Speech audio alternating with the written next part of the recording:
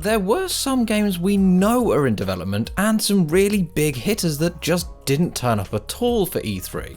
So, take a look at all of these games on the screen. Yep, all of these games we were really expecting to hear about, and they've just been swept under the rug, hoping you'd forget about them for a bit. But we're not going to let them get away with it that easily. Here is a breakdown of all these games that you should keep your eye out for in the next year or so, because there really are some amazing games coming up we still don't know much about.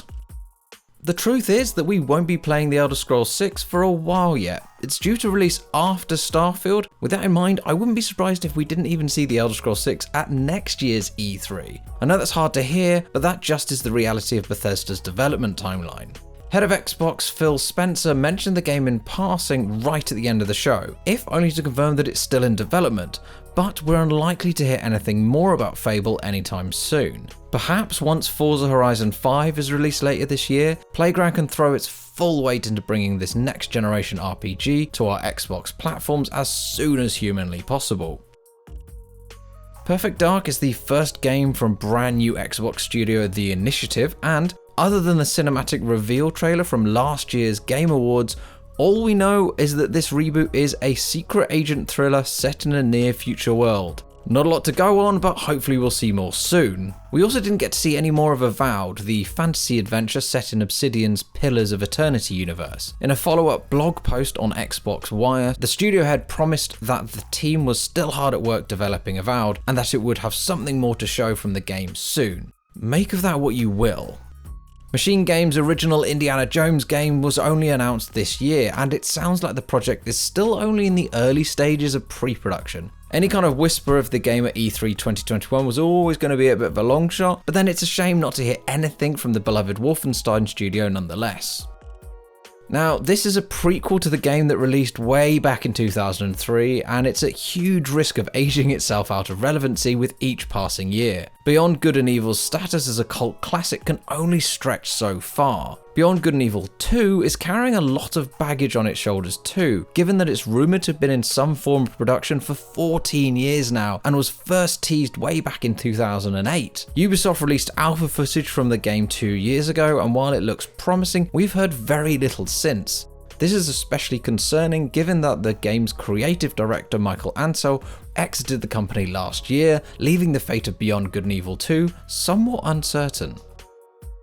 We haven't been given a substantial update on Skull and Bones for years now. The publisher first revealed Skull and Bones as a tactical action game, ship-to-ship battles that seem to draw on the most beloved elements of Assassin's Creed 4 Black Flag. Skull and Bones was originally supposed to launch in 2018, but has been delayed no fewer than 4 times. Now it's set to sail anywhere between April 2022 and March 2023. Last year, creative director Elizabeth Pellin said that we dreamt something bigger for Skull and Bones, and these ambitions naturally came with bigger challenges. Although we're yet to get a sense of what that actually might look like in reality, at this rate we might be waiting until E3 2022 for more information.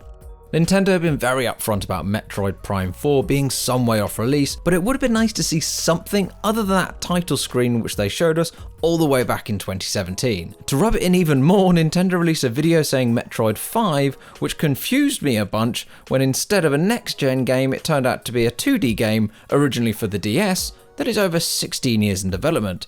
I mean, it looks great, but it isn't enough to scratch my Metroid Prime 4 itch that I've developed.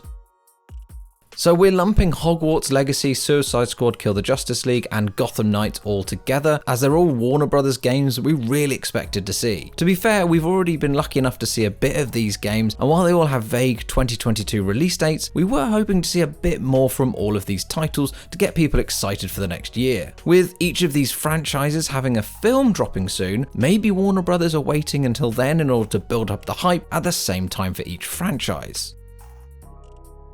Now, anything on God of War Ragnarok was going to be a long shot, as Sony do what they want for E3, which is traditionally not even turning up. However, with so much anticipation around the game, they could have just shown the back of Kratos' bald head and we'd have lost our minds. Now, we know Sony Santa Monica are hard at work on the game and will be extremely keen to ensure that the next God of War is as good as the last one. That might mean, however, we really don't see anything for a while until it really is ready to be shown.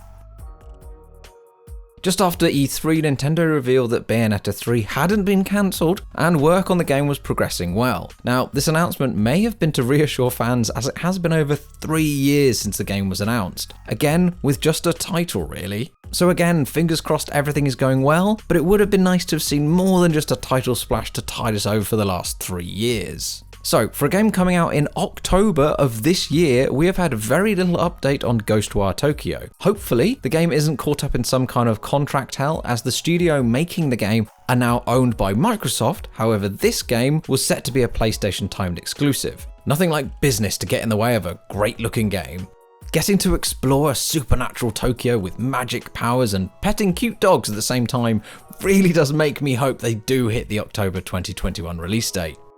Again, we have 2 games here that are also set to come out relatively soon, with Pokémon Legends Arceus due for January 2022 and Pokémon Brilliant Diamond and Shining Pearl due in November 2021. Nintendo have their live stream reveals relatively regularly, so I'm sure we'll see more of these games during a Nintendo Direct soon. But it's always worrying when games are so close to their release date and you still don't have that much information for them. It gets me nervous that they'll be pushed back by 6 months.